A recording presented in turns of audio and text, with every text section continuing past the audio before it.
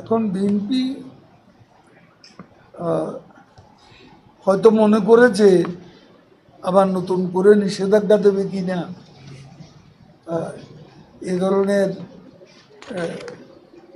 ধরনের উদ্ভট চিন্তাও তাদের থাকতে পারে।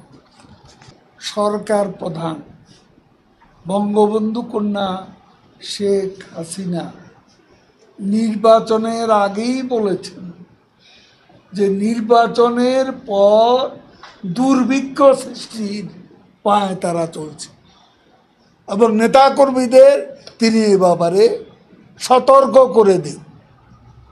কাজেই আপনারাও জানেন যে কথাটা সত্য নয়।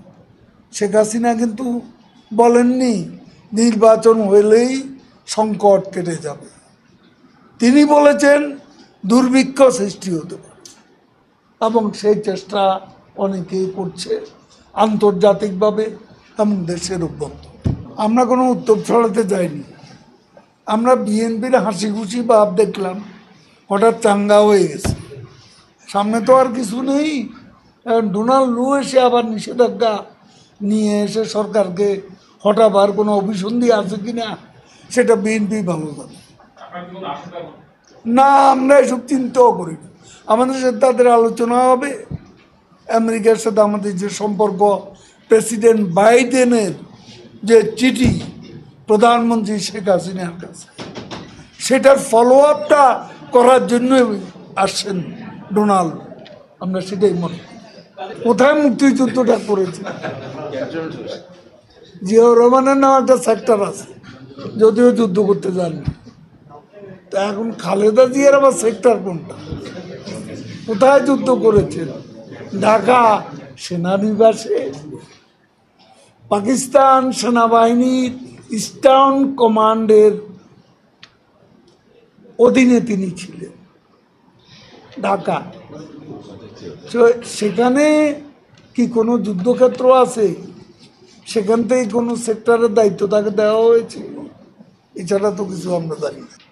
রাজনীতি না করতে পারলে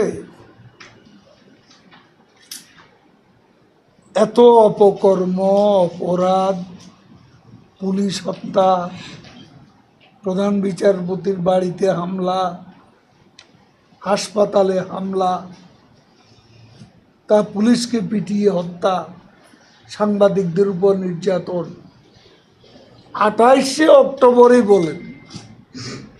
তারপরে কোথাকার বাইডেনের বন্ধু মিয়ান আরফিকে নিয়ে নাটক সাজানো, এইসব অপকর্ম অপরাধ করেও তারা এখন সবার সমাবেশ করতে পারছে, কথা বলছে, সরকারকে গালি দিচ্ছে, শেখ হাসিনাকে গালি দিচ্ছে, আমাকে তো দিচ্ছেই।